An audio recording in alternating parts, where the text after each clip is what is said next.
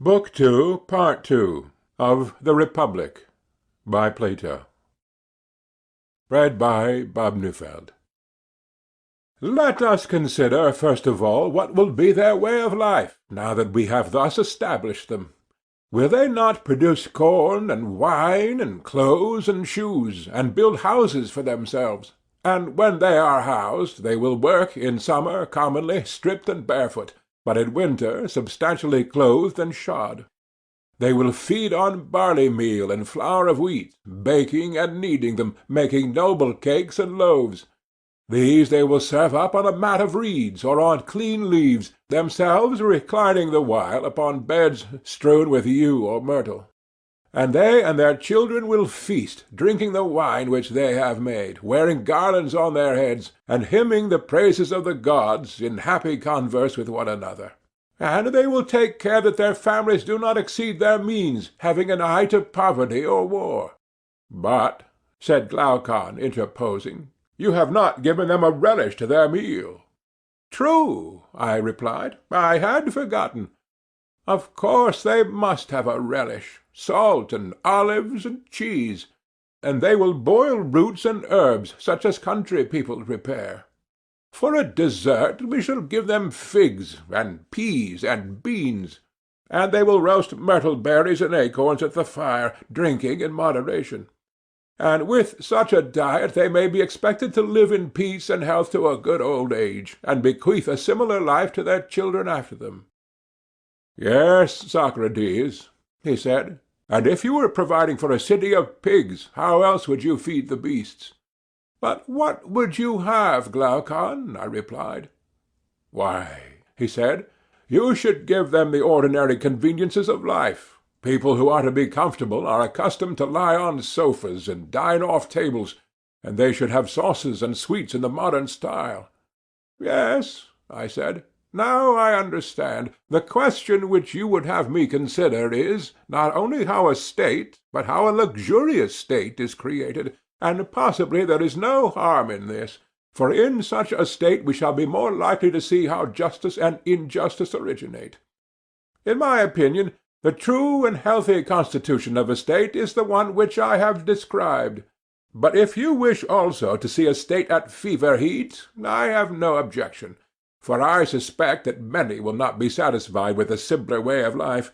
They will be for adding sofas and tables and other furniture. Also dainties and perfumes and incense and courtesans and cakes, all these not of one sort only, but in every variety. We must go beyond the necessaries of which I was at first speaking, such as houses and clothes and shoes.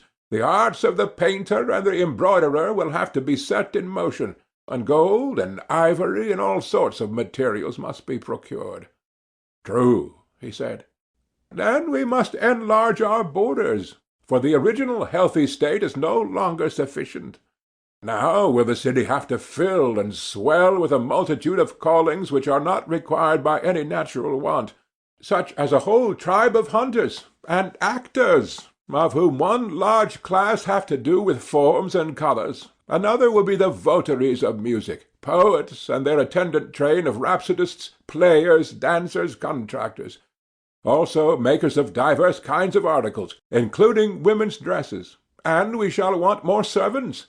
Will not tutors be also in request, and nurses wet and dry, tire women and barbers, as well as confectioners and cooks, and swineherds too, who were not needed, and therefore had no place in the former edition of our state, but are needed now. They must not be forgotten. And there will be animals of many other kinds, if people eat them. Certainly. And living in this way, we shall have much greater need of physicians than before. Much greater. And the country which was enough to support the original habitants will be too small now, and not enough. Quite true. Then a slice of our neighbours' land will be wanted by us for pasture and tillage, and they will want a slice of ours, if, like ourselves, they exceed the limit of necessity, and give themselves up to the unlimited accumulation of wealth. That, Socrates, will be inevitable. And so we shall go to war, Glaucon. Shall we not? Most certainly, he replied. Then, without determining as yet whether war does good or harm, this much we may affirm, that now we have discovered war to be derived from causes which are also the causes of almost all the evils in states, private as well as public. Undoubtedly. And our state must once more enlarge, and this time the enlargement will be nothing short of a whole army, which will have to go out and fight with the invaders for all that we have, as well as for the things and persons whom we were describing above. Why, he said, are they not capable of defending themselves? No, I said, not if we were right in the principle which was acknowledged by all of us when we were framing the state. The principle, as you will remember, was that one man cannot practice many arts with success. Very true, he said. But is not war an art? Certainly, and an art requiring as much attention as shoemaking. Quite true. And the shoemaker was not allowed by us to be a husbandman, or a weaver, or a builder, in order that we might have our shoes well made. But to him and to every other worker was assigned one work for which he was by nature fitted, and at that he was to continue working all his life long, and at no other. He was not to let opportunities slip, and then he would become a good workman. Now, nothing can be more important than that the work of a soldier should be well done. But is war an art so easily acquired that a man may be a warrior who is also a husbandman, or shoemaker, or other artisan, although no one in the world would be a good dice or draught player who merely took up the game as a recreation, and had not from his earliest years devoted himself to this and nothing else? No tools will make a man a skilled workman, or a master of defence, nor be of any use to him who has not learned how to handle them, and has never bestowed any attention upon them. How then will he who takes up a shield or other implement of war become a good fighter all in a day, whether with heavy armed or any other kind of troops? Yes, he said, the tools which would teach men their own use would be beyond price. And the higher the duties of the guardian, I said, the more time and skill and art and application will be needed by him. No doubt, he replied. Will he not also require natural aptitude for his calling? Certainly. Then it will be our duty to select, if we can, natures which are fitted for the task of guarding the city. It will. And the selection will be no easy matter, I said, but we must be brave and do our best. We must. Is not the noble youth very like a well-bred dog in respecting of guarding and watching? What do you mean? I mean that both of them ought to be quick to see and swift to overtake the enemy when they see him, and strong too, if, when they have caught him, they have to fight with him. All these qualities, he replied, will certainly be required by them. Well, and your guardian must be brave if he is to fight well. Certainly. And is he likely to be brave who has no spirit, whether horse or dog or any other animal? Have you never observed how invincible and unconquerable is spirit, and how the presence of it makes the soul of any creature to be absolutely fearless and indomitable? I have. Then now we have a clear notion of the bodily qualities which are required in the guardian. True, and also of the mental ones. His soul is to be full of spirit? Yes. But are not these spirited natures apt to be savage with one another and with everybody else? A difficulty by no means easy to overcome, he replied. Whereas, I said, they ought to be dangerous to their enemies and gentle to their friends. If not, they will destroy themselves without waiting for their enemies to destroy them. True, he said. What is to be done, then? I said. How shall we find a gentle nature which has also a great spirit, for the one is the contradiction of the other? True. He will not be a good guardian who is wanting in either of these two qualities, and yet the combination of them appears to be impossible, and hence we must infer that to be a good guardian is impossible. I am afraid that what you say is true, he replied. Here, feeling perplexed, I began to think over what had preceded. My friend, I said, no wonder that we are in a perplexity, for we have lost sight of the image which we had before us. What do you mean? He said. I mean to say that there do exist natures gifted with these opposite qualities. And where do you find them? Many animals, I replied, furnish examples of them. Our friend the dog is a very good one. You know that well-bred dogs are perfectly gentle to their familiars and acquaintances, and the reverse to strangers. Yes, I know. Then there is nothing impossible or out of order of nature in our finding a guardian who has a similar combination of qualities? Certainly not. What? Would not he who is fitted to be a guardian, besides the spirited nature, need to have the qualities of a philosopher? I do not apprehend your meaning. The trait of which I am speaking, I replied, may also be seen in the dog, and is remarkable in the animal. What trait? Why, a dog, whenever he sees a stranger, is angry. When an acquaintance, he welcomes him, although the one has never done him any harm, nor the other any good. Did this never strike you as curious? The matter never struck me before, but I quite recognize the truth of your remark. And surely this instinct of the dog is very charming. Your dog is a true philosopher. Why? Why, because he distinguishes the face of a friend and of an enemy only by the criterion of knowing and not knowing. And must not an animal be a lover of learning who determines what he likes and dislikes by the test of knowledge and ignorance? Most assuredly. And is not the love of learning the love of wisdom, which is philosophy? They are the same, he replied. And may we not say confidently of man also, that he who is likely to be gentle to his friends and acquaintances must by nature be a lover of wisdom and knowledge? That we may safely affirm. Then he who has to be a really good and noble guardian of the state will require to unite in himself philosophy and spirit and swiftness and strength? Undoubtedly. Then we have found the desired natures. And now that we have found them, how are they to be reared and educated? Is not this an inquiry which may be expected to throw light on the greater inquiry which is our final end? How do justice and injustice grow up in states? For we do not want either to omit what is to the point, or to draw out the argument to an inconvenient length. Adeimantus thought that the inquiry would be of great service to us. Then, I said, my dear friend, the task must not be given up, even if somewhat long. Certainly not. Come, then, and let us pass a leisure hour in story-telling, and our story shall be the education of our heroes. By all means.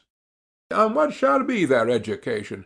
Can we find a better than the traditional sort? And this has two divisions, gymnastic for the body, and music for the soul. True. Shall we begin education with music, and go on to gymnastics afterwards? By all means. And when you speak of music, do you include literature or not? I do. And literature may be either true or false? Yes. And the young shall be trained in both kinds, and we begin with the false? I do not understand your meaning, he said. You know, I said, that we begin by telling children stories which, though not wholly destitute of truth, are in the main fictitious, and these stories are told them when they are not of an age to learn gymnastics. Very true. That was my meaning when I said that we must teach music before gymnastics. Quite right, he said. You know also that the beginning is the most important part of any work, especially in the case of a young and tender thing, for that is the time at which the character is being formed, and the desired impression is more readily taken. Quite true.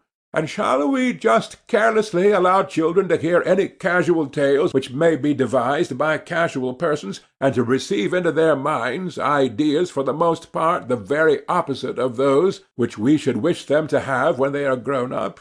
We cannot. Then the first thing will be to establish a censorship of the writers of fiction, and let the censors receive any tale of fiction which is good, and reject the bad. And we will desire mothers and nurses to tell their children the authorized ones only. Let them fashion the mind with such tales, even more fondly than they mould the body with their hands, but most of those which are now in use must be discarded. Of what tales are you speaking? He said. You may find a model of the lesser in the greater, I said, for they are necessarily of the same type, and there is the same spirit in both of them. Very likely, he replied, but I do not as yet know what you would term the greater. Those, I said, which are narrated by Homer and Hesiod, and the rest of the poets, which have ever been the great story-tellers of mankind. But which stories do you mean? He said, and what fault do you find with them? A fault which is most serious, I said. The fault of telling a lie, and what is more, a bad lie. But when is this fault committed? Whenever an erroneous representation is made of the nature of gods and heroes, as when a painter paints a portrait not having the shadow of a likeness to the original. Yes, he said, that sort of thing is certainly very blamable. But what are the stories which you mean? Well, first of all, I said, there was that greatest of all lies in high places which the poet told to Uranus, which was a bad lie too. I mean what Hesiod says that Uranus did, and how Cronus retaliated on him. The doings of Cronus and the sufferings which in turn his son inflicted upon him, even if they were true, ought certainly not to be lightly told to young and thoughtless persons. If possible, they had better be buried in silence. But if there is an absolute necessity for their mention, a chosen few might hear them in a mystery, and they should sacrifice not a common pig, but some huge and unprocurable victim, and then the numbers of the hearers will be very few indeed. Why, yes, said he, those stories are extremely objectionable. Yes, Adeimantus, they are stories not to be repeated in our state. The young man should not be told that in committing the worst of crimes he is far from doing anything outrageous, and that even if he chastises his father when he does wrong, in whatever manner, he will only be following the example of the first and greatest among the gods. I certainly agree with you, he said. In my opinion, those stories are quite unfit to be repeated. Neither, if we mean our future guardians to regard their habit of quarrelling among themselves as of all things the basest, should any word be said to them of the wars in heaven, and of the plots and fightings of the gods against one another, for they are not true. No, we shall never mention the battles of the giants, or let them be embroidered on garments, and we shall be silent about the innumerable other quarrels of gods and heroes with their friends and relatives. If they would only believe us, we would tell them that quarrelling is unholy, and that never up to this time has there been any quarrel between citizens. This is what old men and old women should begin by telling children, and when they grow up, the poets also should be told to compose for them in the similar spirit.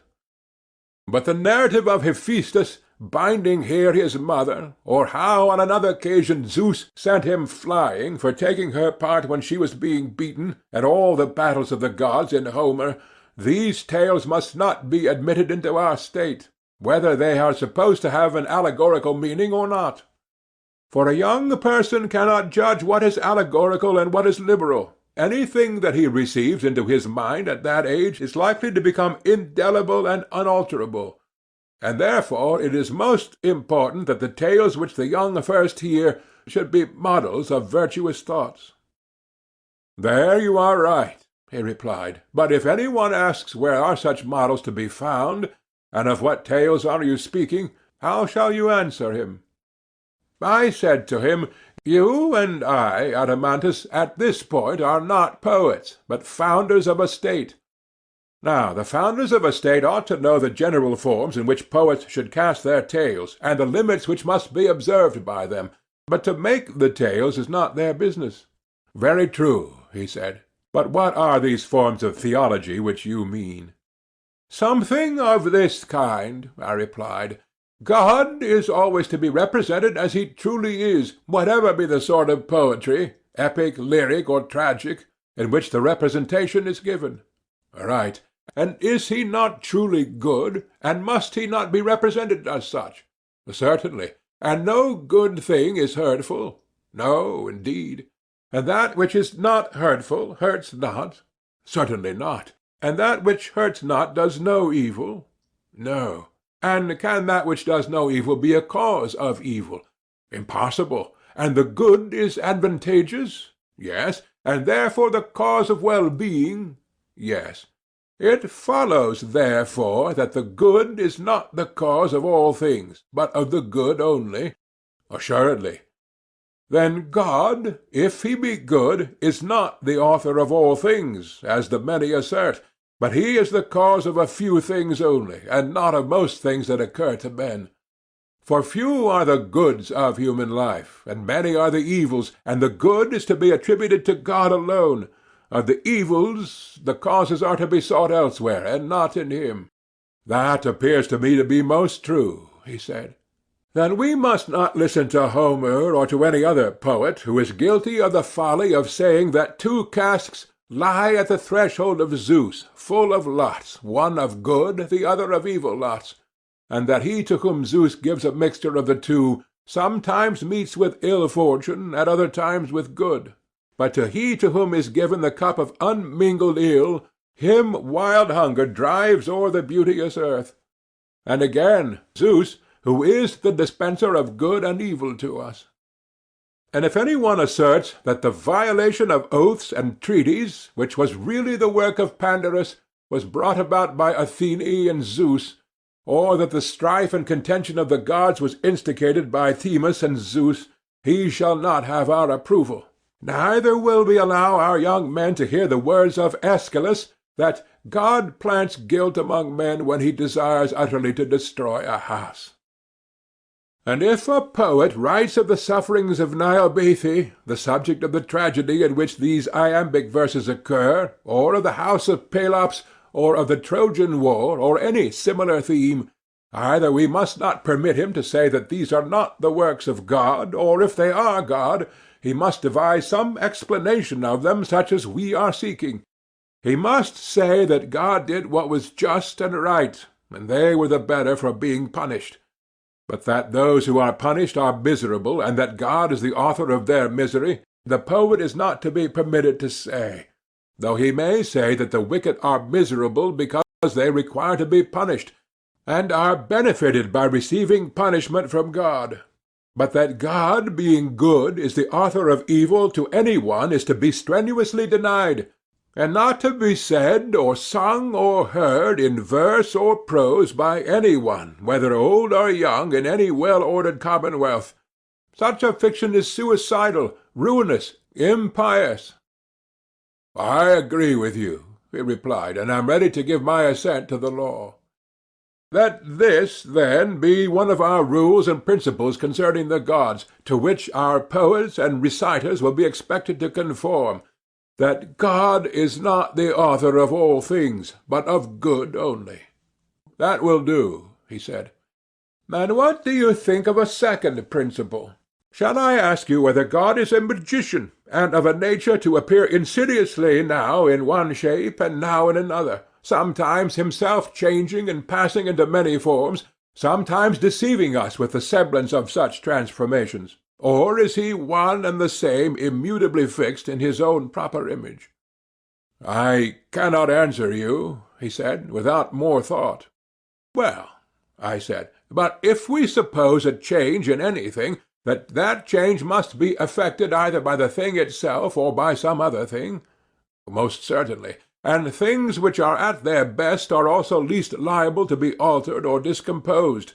For example, when healthiest and strongest, the human frame is least liable to be affected by meats and drinks, and the plant, which is in the fullest vigor, also suffers least from winds, or the heat of the sun, or any similar causes. Of course. And will not the bravest and wisest soul be least confused or deranged by any external influence? True.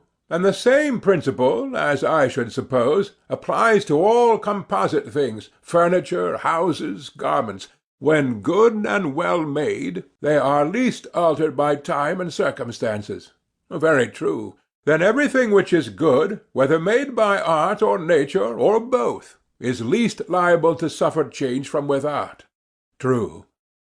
But surely God and the things of God are in every way perfect. Of course they are. Then he can hardly be compelled by external influence to take many shapes. He cannot. But may he not change and transform himself? Clearly, he said, that must be the case if he is changed at all. And will he then change himself for the better and fairer, or for the worse and more unsightly? If he change at all, he can only change for the worse, for we cannot suppose him to be deficient either in virtue or beauty. Very true, Adeimantus. But then would any one, whether god or man, desire to make himself worse? Impossible. Then it is impossible that God should ever be willing to change, being, as is supposed, the fairest and best that is conceivable. Every god remains absolutely and forever in his own form. That necessarily follows, he said, in my judgment. Then, I said, my dear friend, let none of the poets tell us that the gods, taking the disguise of strangers from other lands, walk up and down cities in all sorts of forms. And let no one slander Proteus and Thetis. Neither let any one, either in tragedy or in any other kind of poetry, introduce Hera disguised in the likeness of a priestess asking an alms for the life-giving daughters of Inachus, the river of Argus. Let us have no more lies of that sort. Neither must we have mothers under the influence of the poets scaring their children with a bad version of these myths, telling how certain gods, as they say, go about by night in the likeness of so many strangers and in divers forms. But let them take heed, lest they make cowards of their children, and at the same time speak blasphemy against the gods. Heaven forbid, he said. But although the gods are themselves unchangeable, still by witchcraft and deception they may make us think that they appear in various forms. Perhaps, he replied. Well, but can you imagine that God will be willing to lie, whether in word or deed, or put forth a phantom of himself? I cannot say, he replied. Do you not know, I said, that the true lie, if such an expression may be allowed, is hated of gods and men? What do you mean? He said. I mean that no one is willingly deceived in that which is the truest and highest part of himself, or about the truest and highest matters. There, above all, he is most afraid of a lie having possession of him. Still, he said, I do not comprehend you. The reason is, I replied, that you attribute some profound meaning to my words, but I am only saying that deception, or being deceived or uninformed about the highest realities in the highest part of themselves, which is the soul, and in that part of them to have and to hold the lie, is what mankind least like. That, I say, is what they utterly detest. There is nothing more hateful to them. And as I was just now remarking, this ignorance in the soul of him who is deceived may be called the true lie, for the lie in words is only a kind of imitation and shadowy image of a previous affection of the soul, not pure unadulterated falsehood. Am I not right? Perfectly right. The true lie is hated not only by the gods, but also by men? Yes. Whereas the lie in words is in certain cases useful and not hateful. In dealing with enemies, that would be an instance. Or again, when those whom we call our friends in a fit of madness or illusion are going to do some harm, then it is useful, and is a sort of medicine or preventive. Also in the tales of mythology, of which we were just now speaking, because we do not know the truth about ancient times, we make falsehood as much like truth as we can, and so turn it into account. Very true, he said. But can any of these reasons apply to God? Can we suppose that he is ignorant of antiquity, and therefore has recourse to invention? That would be ridiculous, he said. Then the lying poet has no place in our idea of God? I should say not. Or perhaps he may tell a lie because he is afraid of enemies. That is inconceivable. But he may have friends who are senseless or mad. But no mad or senseless person can be a friend of God. Then no motive can be imagined why God should lie? None whatever. Then the superhuman and divine is absolutely incapable of falsehood? Yes. Then is God perfectly simple and true, both in word and deed. He changes not. He deceives not, either by sign or word, by dream or waking vision. Your thoughts, he said, are the reflection of my own. You agree with me, then, I said, that this is the second type or form in which we should write and speak about divine things. The gods are not magicians who transform themselves, neither do they deceive mankind in any way. I grant that. Then, although we are admirers of Homer, we do not admire the lying dream which Zeus sends to Agamemnon, neither will we praise the verses of Aeschylus, in which Thetis says that Apollo at her nuptials was celebrating in song fair progeny whose days were to be long and to know no sickness, and when he had spoken of my lot as in all things blessed of heaven, he raised a note of triumph and cheered my soul, and I thought that the word of Phoebus, being driven and full of prophecy, would not fail. And now he himself who uttered the strain, he who was present at the banquet, and who said this, he it is who has slain my son. These are the kind of sentiments about the gods which will arouse our anger, and he who utters them shall be refused a chorus, neither shall we allow teachers to make use of them in the instruction of the young, meaning, as we do, that our guardians, as far as men can be, should be true worshippers of the gods, and like them. I entirely agree, he said, in these principles, and promise to make them my laws. End of Part 2.